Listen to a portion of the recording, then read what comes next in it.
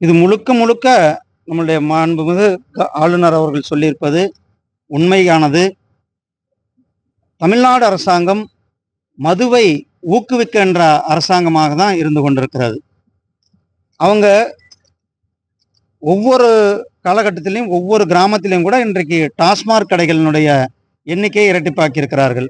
மணமகிழ் மன்றங்களை திறந்து விட்டிருக்கிறார்கள்.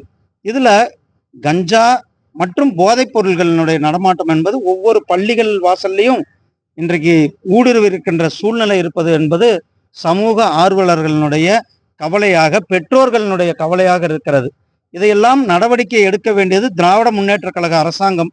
ஆனா திமுகவில் இருந்த அந்த முக்கியமான நிர்வாகிகளே கிட்டத்தட்ட 3000 கோடி அளவுக்கு போதைப் பொருள்ல கைது செய்யப்பட்டிருக்கு. பின்னால் அவங்கள திமுகவிலிருந்து நீக்கியிருக்கிறாங்க.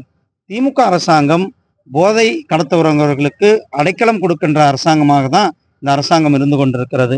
தமிழ்நாடு போலீஸ் இன்னும் வேகமாக இது யார் அந்த நெட்வொர்க் யார் போதை கடத்தலில் ஈடுபடுத்திருக்கிறாங்க அவர்கள் எல்லாம் கண்டுபிடித்து அவர்கள் மேல நடவடிக்கை எடுக்க வேண்டும் என்பதுதான். ஆனால் அவர்கள் எடுப்பதில்லை என்பதுதான் ஆளுநர் அவர்களுடைய ஆதங்கமாக இருக்கு.